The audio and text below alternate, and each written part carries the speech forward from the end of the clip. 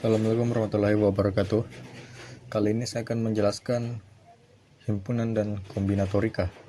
Karena himpunan sudah dibahas minggu lalu, jadi saya akan membahas kombinatorika saja. Oke, langsung kita mulai. Pertama, aturan dasar. Yang pertama, penjumlahan, sum rule. Intinya, kalau dia itu atau, maka dia itu ditambahkan. Contohnya seperti ini. Kita punya 3 baju plus 2 jaket. Kita memilih baju atau jaket, jadi bisa ditambah pilihannya. 3 tambah 2 sama dengan 5 pilihan. Karena ini atau, beda dengan yang ini, perkalian, produk rule. Kalau prosesnya itu kombinasi, misalnya begini, ada 3 baju dan 2 celana, maka dia itu dikali 3 dikali 2, karena kombinasi baju dan celana ada 6 kombinasi yang berbeda yang dapat dihasilkan dari 3 baju dan 2 celana ini. Terus ada juga prinsip Dirichlet atau pigeonhole. Kalau objeknya lebih banyak dari kotak, pasti ada kotak isi lebih dari satu. Misalnya ada kamar, masing-masing kamar isinya 1 orang. Jadi misalnya ada 13 orang, terus di sini 12 kamar, maka pasti salah satu kamar itu isinya 2 orang, karena ya 13 orang terus kamarnya cuma 12, pasti ada yang 2. Terus yang terakhir ada inklusi eksklusi pi, dipakai kalau ada misalnya tumpang tindih. Misalnya contohnya 10 suka kopi, 8 suka teh, 3 suka dua-duanya. Cara menjumlahkan itu tidak 10 ditambah 8, tapi 10 ditambah 8 dikurang 3, karena 3 ini dia itu suka dua-duanya. Permutasi hasilnya harus dibagi dengan faktorial jumlah benda yang identik. Rumusnya itu seperti ini: n faktorial dibagi k faktorial.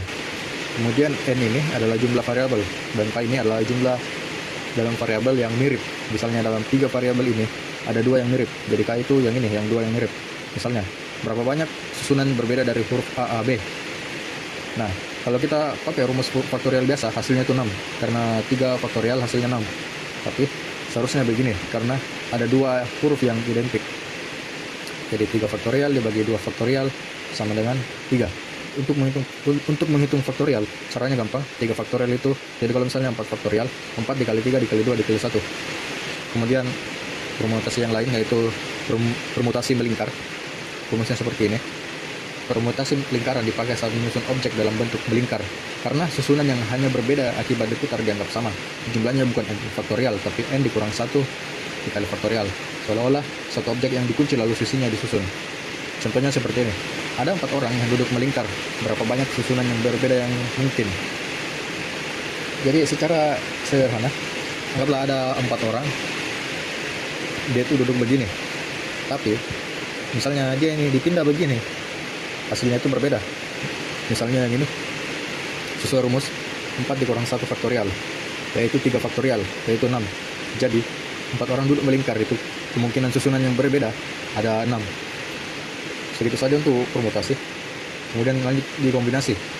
Urutan tidak penting. Permutasi tadi urutan penting, sementara kombinasi urutan tidak penting. Kombinasi dipakai saat kita cuma memilih, bukan mengatur urutan. Urutan tidak penting, jadi AB dianggap sama dengan BA. Yang penting siapa yang terpilih, bukan posisinya. Karena itu kombinasi menghitung jumlah pilihan unik tanpa memperhatikan susunan. Rumusnya seperti ini. Dengan N adalah jumlahnya dan R adalah kombinasi yang dicari. Misalnya R-nya 3, kita cari kombinasi 3, A, B, C contohnya. Lalu ya seperti ini, C dalam kurung N, R dalam kurung lagi sama dengan N faktorial per R faktorial dalam kurung N kurang R faktorial. Contohnya seperti ini. Dari 4 orang A, B, C, D, berapa cara memilih 2 orang? Untuk menghitungnya seperti ini. Karena 4 orang, jadi kita kasih masuk 4,2. Karena kita mencari kombinasi 2. Sama dengan 4 faktorial per 2 faktorial dikali 2 faktorial. 4 faktorial yaitu 24 dibagi 2 faktorial yaitu 2, dan 2 faktorial lagi yaitu 2. Jadi 24 dibagi 4 sama dengan 6. Jadi ada 6 pilihan: AB, AC, AD, BC, BD, CD. AB dan BA, misalnya AB dan BA itu, BA tidak dihitung karena sama dengan AB. Sama juga dengan CA, sama dengan AC, dan DA sama dengan AD, dan DB sama dengan BD. Dan juga ini CB tidak dihitung karena sudah ada BC. Begitu kombinasi. Kemudian distribusi. Distribusi dalam kombinatorika itu intinya membagi objek ke beberapa tempat. Yang dihitung bukan urutan tapi bagaimana objek tersebar. Pertanyaannya biasanya bermodel seperti ini. Berapa cara membagi sesuatu ke beberapa kotak atau orang atau kelompok atau semacamnya. Untuk rumusnya seperti ini. C dalam kurung N tambah K dikurang 1, K kurang 1. Dengan N adalah jumlah objeknya dan K itu adalah tempat membaginya. Misalnya seperti ini, 5 permen itu N dan 3 anak itu K. Jadi langsung saja ke contohnya. Ada 5 permen dibagi ke 3 anak. Kita substitusi saja langsung. C sama C dalam kurung 5 tambah 3 dikurang 1 ini, koma K dikurang 1, 3 dikurang 1 sama dengan 7,2. 7 nya ini apa? Nanti saya jelaskan. Kita lihat dulu di sini. Ini ada 5 permen. Terus ada 2 garis pemisah.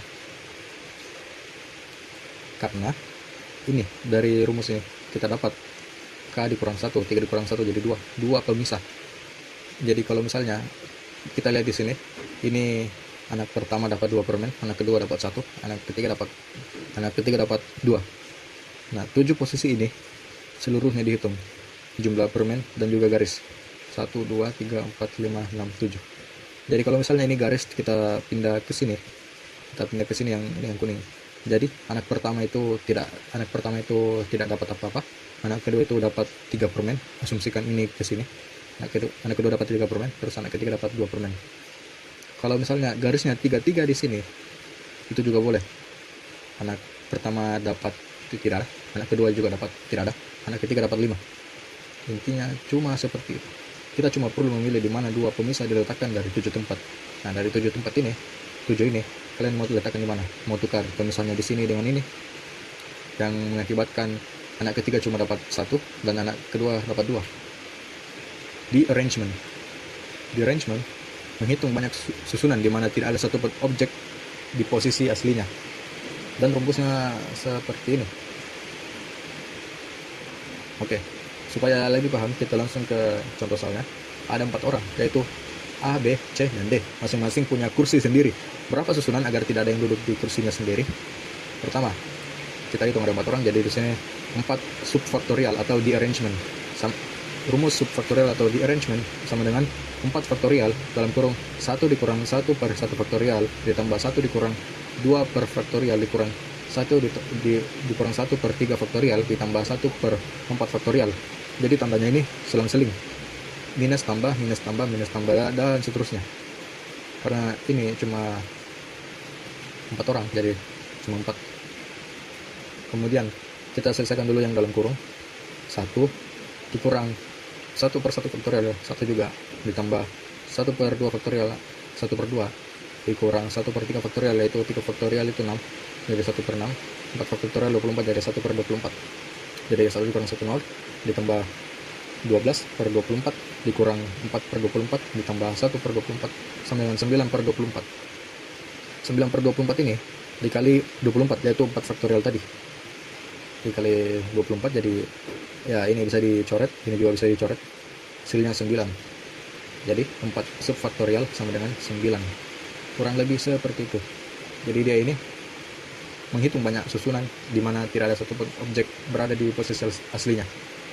Itu menghitung banyak kemungkinan di mana objek itu tidak ada di posisi aslinya sebelumnya. Kemudian yang selanjutnya, relasi recurrence. Relasi recurrence itu cara mendefinisikan suatu nilai berdasarkan nilai sebelumnya. Jadi bukan langsung rumus besar, tapi nilai sekarang dihitung dari versi yang lebih kecil. Nah, misalnya, ini rumus Fibonacci. Fibonacci sequence atau urutan Fibonacci, dia itu berpatokan pada nilai sebelumnya.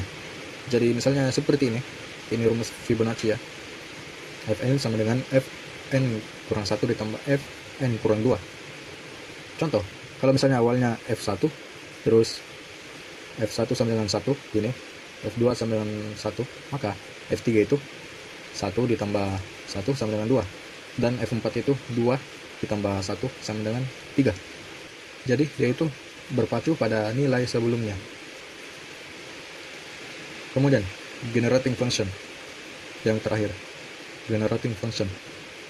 Generating function itu trik kombinatorikal untuk mengubah barisan angka jadi fungsi aljabar supaya lebih mudah dianalisis. Misalnya kita punya barisan A0, A1, A2, A3.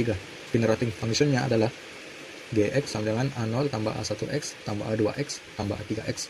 Jadi setiap suku jadi koefisien dari pangkat x. Misalnya kita punya satu jenis barang, boleh ambil berapa saja satu jenis.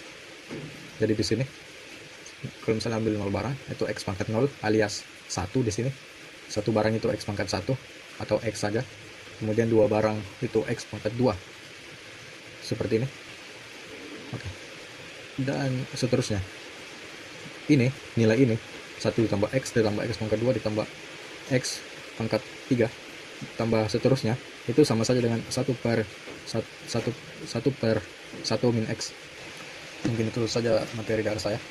Sekian dan terima kasih.